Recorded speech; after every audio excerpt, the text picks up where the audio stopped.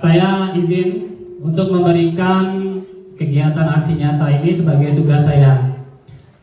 Di sini aksi nyata diseminasi pada kegiatan modul 1. Kegiatan calon guru penggerak angkatan 11 karena tertunda 1 tahun, seharusnya angkatan 10 karena kuotanya tadi penuh, berarti kami dialihkan menjadi angkatan 11. Aksi nyata di sini yaitu tentang budaya positif. Budaya positif di kegiatan lingkungan pendidikan.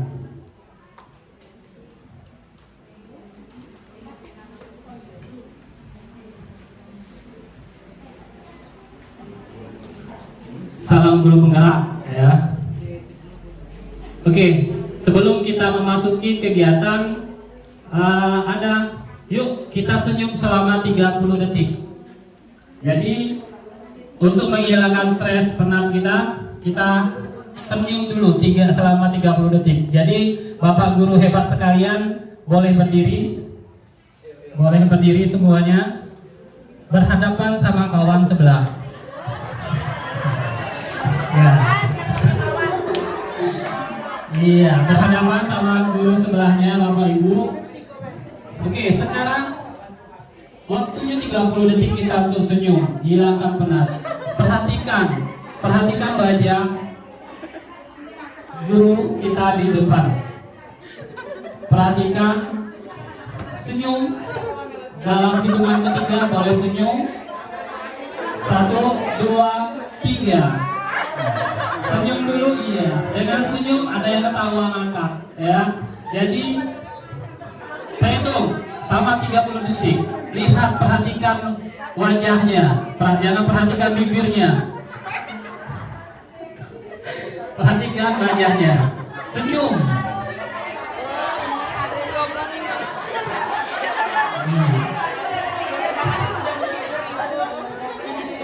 Oke, selesai. Udah. Dengan melihat senyum teman, ya keluarlah tertawa. Dan tertawa itu akan membawa sisi positif bagi diri kita, ya sesuai dengan pelajaran kita yaitu budaya positif. Insya Allah kalau di waktu siang kita adakan kepada anak-anak kita jam-jam mau pulang bisa kita laksanakan. Ya, perhatikan, suruh anak kita untuk melakukan senyum itu selama 30 detik. Insya Allah penat mereka akan hilang. Oke? Sebelum kita memulai diskusi ini, kegiatan ini, diseminasi, kita akan mengadakan kesepakatan forum diseminasi. Kesepakatan kita, ada kalimat pemantik yang saya buat. Pertama yaitu menghargai siapapun. Kedua, menjadi pendengar yang baik. Kira-kira siapa yang mau bisa menambahkan lagi? Apa kesepakatan kita? Kira-kira kesepakatan kita apa? Selama kita mendengar kegiatan diseminasi ini. Iya, boleh terlibat aktif. Siapa lagi, Bu? Fokus. Apa lagi? Apa Pak? Konsentrasi, boleh. Ini ada kesepakatan kita. Fokus, konsentrasi, semangat, ya. Jadi itu adalah kesepakatan kita. Siap? Bisa kita laksanakan? Oke. Lanjut.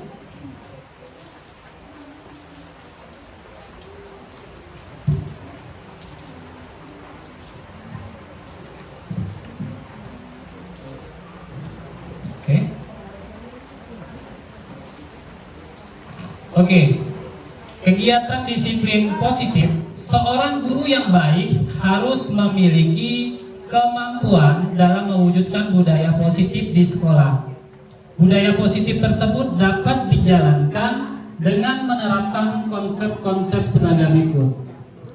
Inti dari penerapan konsep itu terdiri dari 6, yaitu pertama, disiplin positif, kedua, motivasi perilaku manusia, 3, keyakinan sekolah atau kelas, 4, kebutuhan dasar manusia, 5, posisi kontrol restitusi, dan 6, segitiga restitusi.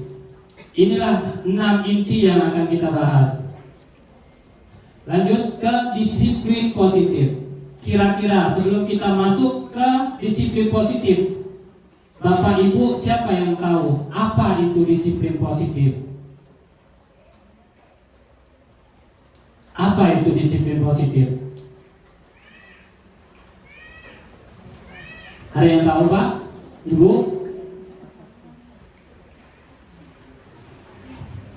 Siapa yang tahu apa itu disiplin positif? Dengan tema kita adalah disiplin positif di lingkungan kerja. Jadi apa itu disiplin positif? Ya, kita lihat. Disiplin positif merupakan suatu cara penerapan disiplin yang mengajarkan anak bertanggung jawab dan menumbuhkan kesadaran diri berdasarkan nilai-nilai kebajikan. Jadi ini disiplin positif ini penekanannya yaitu kepada tanggung jawab anak dimulai dari diri dia dengan penerapannya pada nilai-nilai kebijakan. Apa nilai-nilai kebijakan itu? Ya ada 6 nilai-nilai kebijakan yang kita terapkan kepada anak dengan istilahnya profil pelajar Pancasila. Apa aja Ibu profil pelajar Pancasila? Beriman dan bertakwa kepada Tuhan Yang Maha Esa, berakhlak mulia, berkebinekaan global, kreatif, bernalar kritis, mandiri. Kan kita telah menerapkan lagunya ada juga. Kita terapkan kepada anak. Pelajar Pancasila, beriman dan bertakwa pada Tuhan Yang Esa dan berakhlak mulia, berkebinekaan global, gotong royong mandiri, kreatif dan bernalar kritis. Itulah nilai-nilai kebijakan. Tanggung jawab anak yang timbul pada dirinya sendiri. Disiplin positif lebih ke arah disiplin diri yang dapat mengontrol diri dalam melakukan segala tindakan. Next. Ini tadi, disiplin diri dapat membuat murid memahami dan menyadari berdasarkan motivasi internal, bukan akibat paksaan, pujian, ataupun apapun. Disiplin, mereka datang pagi-pagi dengan niat mereka bertanggung jawab, bukan karena takut dihukum. Ya, mereka membuat tugas diselesaikan bukan dengan takut akan hukuman. Ini penerapan disiplin. Dari video bisa kita buat juga disiplin pagi-pagi kita barisin anak. Itu merupakan disiplin positif.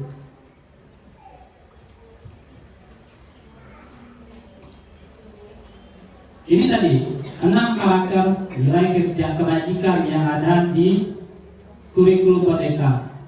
Beriman bertakwa pada Tuhan Maha Esa, mandiri, berkebinekaan global, bergotong royong, kreatif, dan bernalar kritis. Motivasi perilaku manusia. Ada 3 motivasi perilaku manusia ini, yaitu pertama, untuk menghindari ketidaknyamanan atau hukuman. Kedua, untuk mendapatkan imbalan atau penghargaan dari orang lain.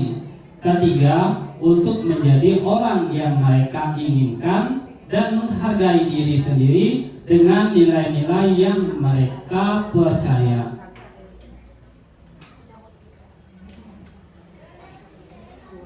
Oke, lanjut kita ke keyakinan kelas. Keyakinan kelas atau keyakinan sekolah. Keyakinan sekolah atau kelas yaitu pertama, guru berperan dalam mewujudkan terbentuknya keyakinan sekolah atau kelas dengan adanya kesepakatan antara guru dan murid. Sekarang saya tanya kepada Bapak dan Ibu guru hebat sekalian ya, kita di kelas punya nggak kesepakatan kelas? Punya. Apa gunanya? Tentu banyak Bu ya. Kita lihat di kelas ini, nah saya lihat ada namanya peraturan kelas. Peraturan, tapi nanti kalau bisa diubah menjadi kesepakatan kelas ataupun dibuat dengan keyakinan kelas. Kapan dibuat kesepakatan kelas tersebut? Ketika masuk di awal pembelajaran tahun ajaran baru. Hari pertama, hari kedua kita buat kesepakatan kelas antar anak. Antara anak dan sama guru. Biarkan mereka yang memberikan apa kesepakatannya di dalam pembelajaran selama 1 tahun nanti. Ya, dari kesepakatan itu akan timbulnya menjadi keyakinan. Dari kesepakatan akan timbul menjadi keyakinan. Jadi anak-anak kita sedikit akan melanggar apa yang menjadi larangan. Ketika mereka telat, misalnya kesepakatannya datang tepat waktu, berarti mereka kalau terlambat ada peraturan kelas. Jadi kita berhak menghukum mereka. Tanpa mereka sadari, mereka akan takut sendiri. Tanpa kita marahi, karena kesepakatannya kan sudah ada. Ya, jadi kesepakatan kelas atau keyakinan. Keyakinan sekolah atau kelas berupa pernyataan-pernyataan universal yang mudah diingat dan dipahami dan harus diterapkan di lingkungan sekolah. Mudah Bu, kata-katanya jangan bersifat pasif. Misal contoh, dilarang ribut. Ya, jangan membuang sampah di tempat. Berarti itu pasif, pakai jangan. Jadi kata-katanya mudah diingat.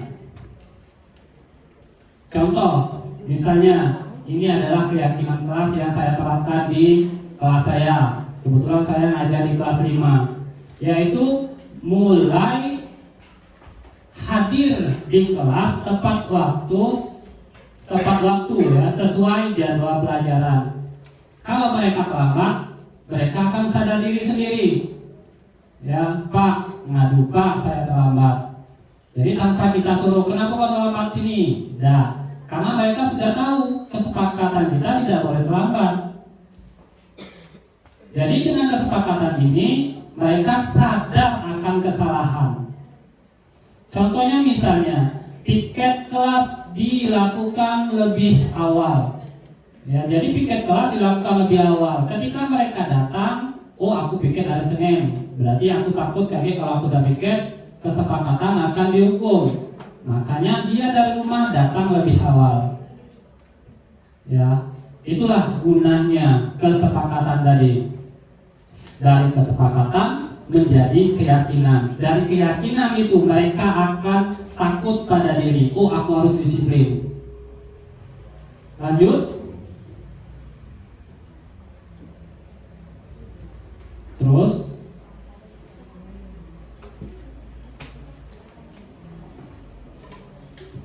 masuk kepada kebutuhan dasar manusia. Saya tanya kepada Bapak dan Ibu, kita sebagai manusia butuh ya kebutuhan dasar. Kira-kira apa kebutuhan dasar kita? Anak-anak butuh kebutuhan yang mereka inginkan kepada kita. Apa kebutuhan dasar yang kita inginkan kira-kira? butuh makan, butuh kasih sayang, butuh cinta. Ya, itu relatif ya seorang manusia, butuh perhatian. Begitu pula anak murid kita. Ya, sebuah pernyataan. Ketika seorang murid melakukan suatu perbuatan yang bertentangan dengan nilai-nilai kebajikan atau melanggar peraturan, hal itu sebenarnya dikarenakan mereka gagal memenuhi kebutuhan dasar mereka. Jadi mereka membuat kesalahan itu berarti mereka gagal dan dapat kebutuhan hidupnya. Contoh, ada sebuah kasus. Ini dari kebutuhan dasar manusia: bertahan hidup, kasih sayang dan rasa diterima, penguasaan, kebebasan, dan kesenangan. Ini 5 dasar kebutuhan yang kita butuhkan. Sebuah kasus ini yang saya alami. Contoh, Pak Ardi, guru wali kelas 5, sedang bingung menghadapi ulas salah satu murid di kelasnya. Nama anak saya itu Alvin. Ya, beberapa anak telah mengeluh. Anak ini banyak ngeluh, Pak, makanan kami diminta sama Alvin secara paksa. Dia minta tuh maksa terus, bukan sekali 2 kali. Ya, bukan sekali 2 kali dia minta. Jika ibu atau bapak dihadapkan dengan kasus seperti ini, ya, apa kira-kira alasan Alvin melakukan hal tersebut?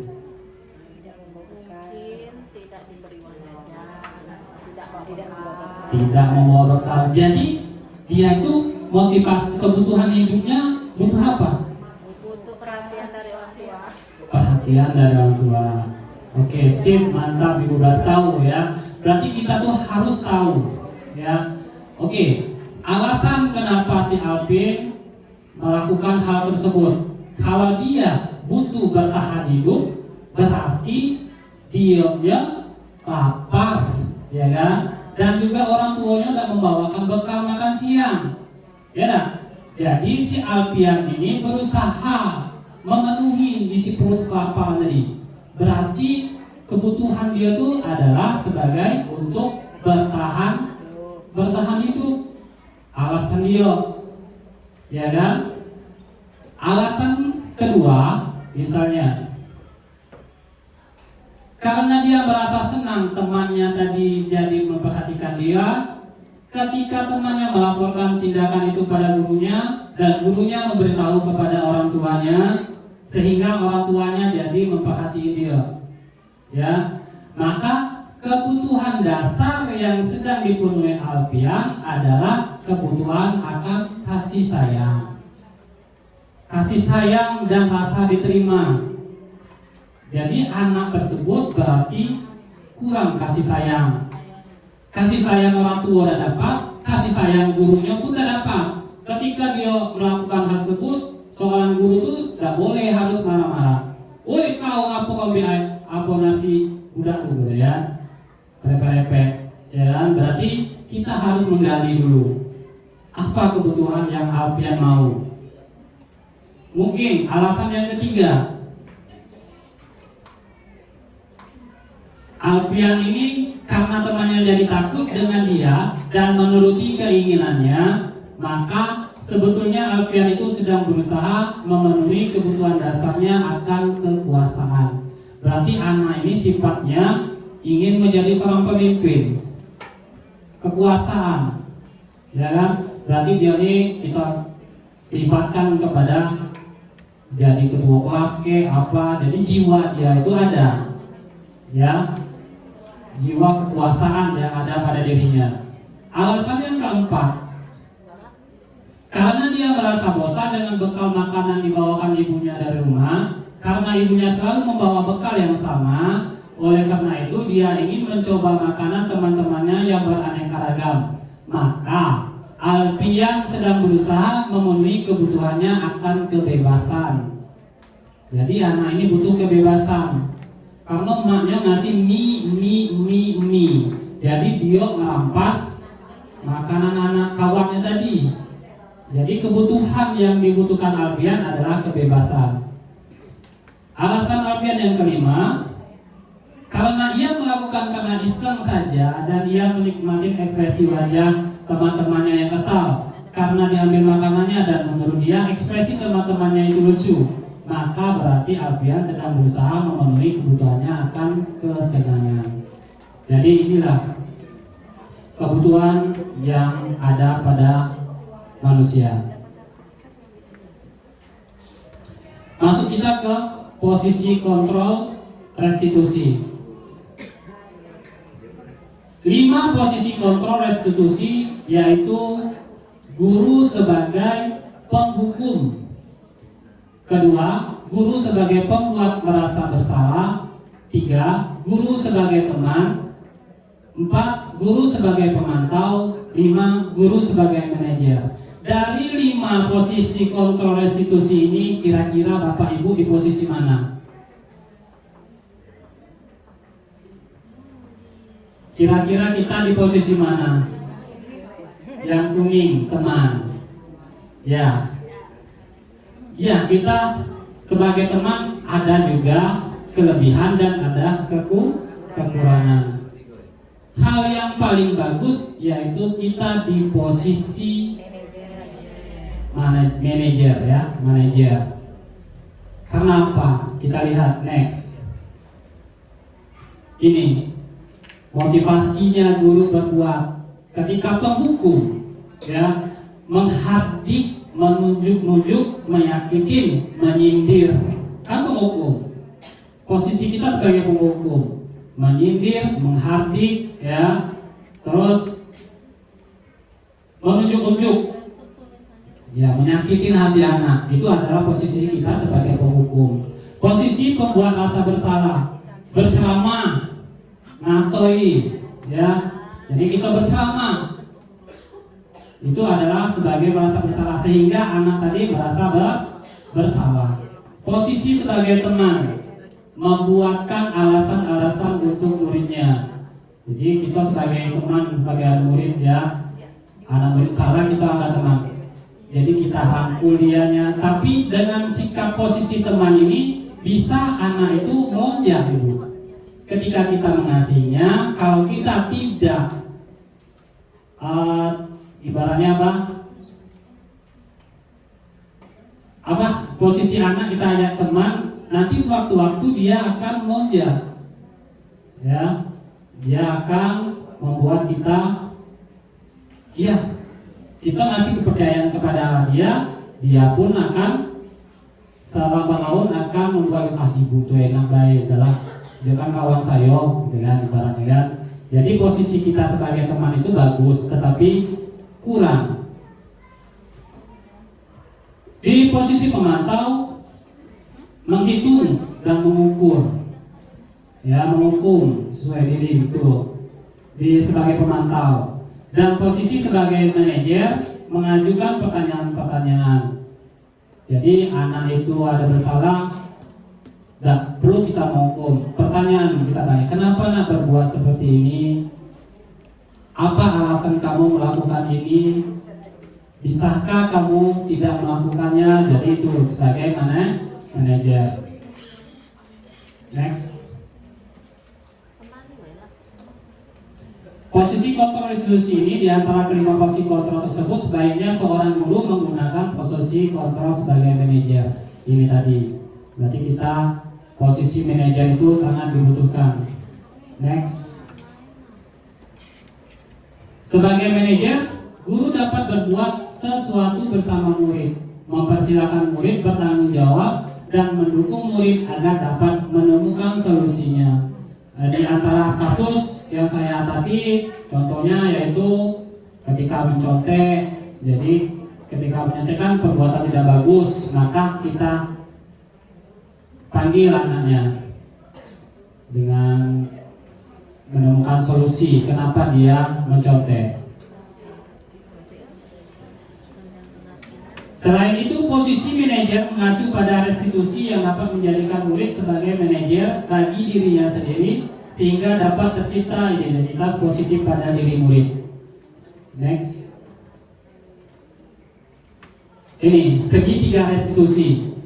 Posisi kontrol tadi sudah, penyelesaiannya segitiga namanya segitiga restitusi. Segitiga restitusi pertama adalah validasi tindakan yang salah, menstabilkan identitas, menanyakan keyakinan. Ketika dia bersalah, tanya keyakinan apa yang kamu langgar. Kedua, menstabilkan identitas tadi dan menanyakan keyakinan. Next.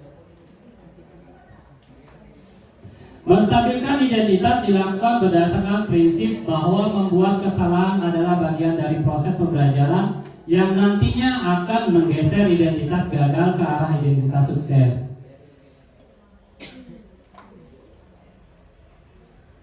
Berbuat salah itu hal yang manusiawi. Ini ibaratnya contoh kita menyelesaikan. Tidak ada manusia yang sempurna. Kita pasti bisa menyelesaikan permasalahan ini. Bapak atau ibu tidak tertarik untuk mencari tahu siapa yang benar, siapa yang salah. Bapak ibu lebih tertarik untuk menyelesaikan masalah itu. Kalau kamu nyalahkan dirimu sendiri, terus menerus, apakah kamu bersikap baik pada diri sendiri? Jadi kita menyelesaikannya jangan menghadik anak tadi, jangan menyalahkan, tetapi apa solusi yang bisa kita perbaiki. Validasi tindakan yang salah. Validasi tindakan yang salah dilakukan berdasarkan prinsip bahwa setiap perilaku berupaya memenuhi suatu kebutuhan tertentu sehingga guru atau orang tua akan bergeser dari pemikiran stimulus respon menjadi proaktif serta akan lebih mengenali dan mengakui kebutuhan murid atau anak. Oke, itu adalah segitiga restitusi. Cara validasi tindakan tadi. Kamu pasti punya alasan mengapa melakukannya, apa yang penting bagi kamu. Kamu boleh tetap berusaha menjadi sikap itu, tapi tambahkan sikap yang lain, yang baru. Maukah kamu belajar cara lain untuk mendapatkan yang kamu butuhkan tanpa harus memukul? Itu salah satu contoh. Next.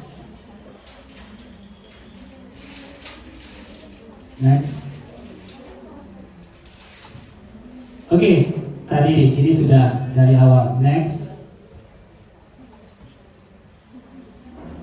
Oke, dari 6 poin tadi sudah selesai. Sekarang penerapan budaya positif yang telah saya terapkan di sekolah, yaitu di lingkungan kelas saya sendiri, yaitu penerapan berbudaya positif dengan membawa makanan, botol minum sendiri dan bekal mereka sendiri. Jadi mereka wajib membawa. Dalam video tersebut berbaris di depan kelas setiap pagi sebelum memulai pembelajaran dan bersalaman ketika masuk ke dalam kelas. Itu pasti setiap kelas akan melakukan hal tersebut. Itu akan melatih disiplin mereka.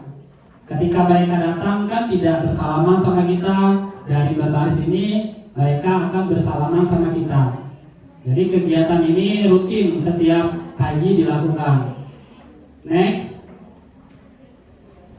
Penerapan budaya positif setelah itu yaitu berdoa. Setelah berdoa mereka menyanyikan lagu-lagu wajib, lagu daerah, dan lagu-lagu populer terkini yang menggambarkan semangat cinta tanah air ataupun lagu pendidikan. Jadi dengan kegiatan menyanyi lagu-lagu bisa menumbuhkan jiwa kebangsaan dan kebinekaan mereka. Jiwa kebangsaan akan timbul pada diri mereka. Anak-anak zaman sekarang, Bu, Pak, kalau boleh ditanya, boleh dites, coba nyanyikan lagu Satu Nusa, kadang tidak tahu, Lapas Limo. Karena bukan kita gagal, mungkin kita itu jarang memberi pelajaran, apalagi seni budaya cuma sebatas di loster, di jadwal pelajaran seni budaya tadi, padahal tidak pernah kita pelajari, ya kan? Jadi seni budaya pun kadang menggambar. Jadi kalau kita suruh misalnya lagu nasional aja kadang tidak tahu. Jadi jiwa kepahlawanan, kebinekaannya itu kadang tuh kurang. Jangankan lagu nasional, lagu daerah kadang pun juga nggak tahu. Lagu daerah Batang Hari aja nggak tahu. Lagu budaya Jambi. Kalau ditanya cuma satu tuh lah yang tahu. Lagu daerah Jambi ketimbang buku kada tuh beda tahu dulu. Orang kaya hitam nggak tahu.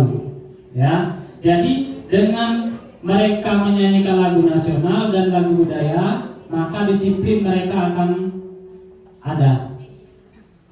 Kegiatan ini merupakan bagi program penumbuhan budi pekerti yang digagas oleh Pak Anies Baswedan pada tahun 2015. Ini sudah diterapkan, menyanyikan lagu Indonesia Raya, daerah tadi kan. Terus penerapan program penumbuhan budi pekerti secara bertahap agar kelak bisa membudaya.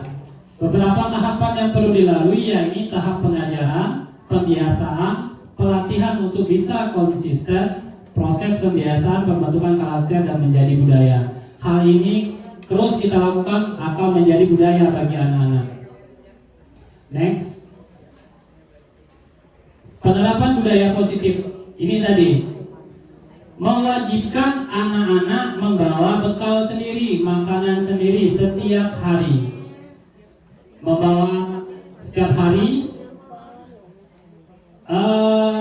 Budaya masyarakat kita memang cenderung praktis, tidak mau repot. Kalau di negara Jepang, Bu ya, di Jepang itu murid-muridnya itu setiap hari membawa bekal sendiri, yaitu dengan sebutan terkenal dengan sebutan namanya bento. Bento ini makanan di dalamnya terdiri dari nasi dengan lauk pauk bervariasi, di antaranya chicken, beef, katsu, salad, rumput, ya. Sehingga buah-buahan segar. Iler, ya. Salah, rumput laut, salah. Maka rumput ya, rumput laut itu kegiatan yang ada di Jepang, namanya bento. Kalau di Indonesia kita, anak-anak kita ini ada membawa makanan, tapi jarang. Ada satu duo, ya kan, satu duo. Dengan kebiasaan mereka kita terapkan di kelas setiap hari membawa, insya Allah anak-anak kita sehat semua. Ya, di dalam kegiatan P5 project itu ada temanya kita bersaudara, yaitu Bhinneka Tunggal Ika. Konteksnya di dalam kegiatan sekolah saya itu namanya temanya Minggu Berbagi. Minggu berbagi berarti di hari Jumat, bukan di hari Minggu. Di hari Jumat mereka akan makan juga bersama-sama, makan bersama, membawa bekalnya. Terus disitulah mereka akan menimbulkan keakraban. Si A membawa makanan ayam, si B membawa ikan. Di situ mereka akan berbagi. Cicip ayam aku, cicip ikan aku. Jadi timbullah sebuah keakraban, dan juga saling menghargai sesama teman. Jadi di penerapan kelas saya namanya Minggu Berbagi. Di hari Jumat mereka akan melakukan kegiatan tersebut. Next. Membawa bekal ke sekolah sangat baik karena bukan hanya mengenyangkan perut, tetapi juga mencukupi kebutuhan nutrisi anak. Pada masa pertumbuhan anak membutuhkan zat gizi yang penting seperti protein, vitamin A, vitamin C, dan zat besi dan kalsium. Dengan membawa bekal ke sekolah tersebut, anak-anak maka orang tua sudah membantu anak memenuhi kebutuhan zat tersebut. Selain itu, orang tua juga bisa mengontrol asupan makan anak. Dengan membawa bekal juga bisa meningkatkan energi dan performa anak di kelas. Anak yang makan sayur, buah-buahan, protein, dan sedikit kalori dari lemak mempunyai performa yang baik dengan tes aksara dibandingkan dengan anak-anak yang mempunyai asupan lemak dan garam yang tinggi. Jadi mereka jajan itu jajanan banyak mengandung lemak, garam. Jadi disitulah kesehatan anak dipertanggungjawabkan. Jadi ketika kita membawa anak bekal dari rumah, setidaknya terjagalah kondisi tubuh anak tersebut. Next. Oke, dari situ penerapan yang saya buat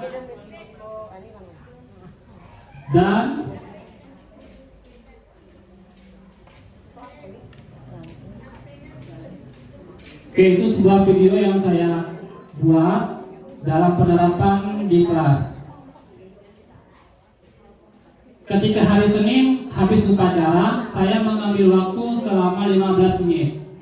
Selama 15 menit untuk makan bersama. Karena ketika mereka upacara capek berdiri, saya mengambil waktu 15 menit dan keluar mainnya saya kurangin jadi 10 menit.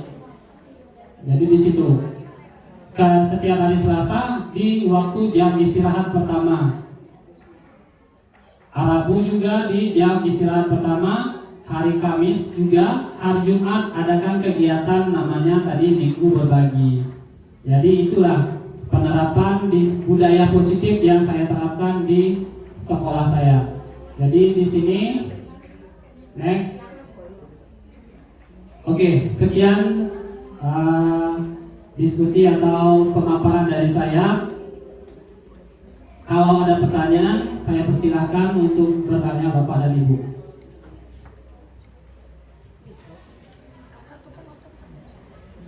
Oke, kalau tidak ada pertanyaan, terima kasih atas waktunya. Burung Irian, Burung Cendrawasih, cukup sekian dan terima kasih. Wabillahi taufik wal hidayah. Wassalamualaikum warahmatullahi wabarakatuh.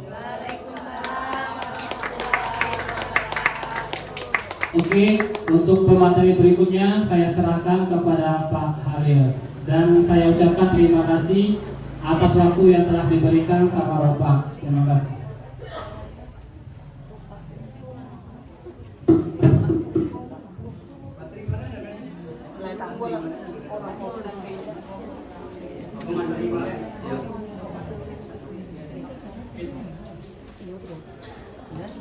Simpan Pak, saya kirim ya.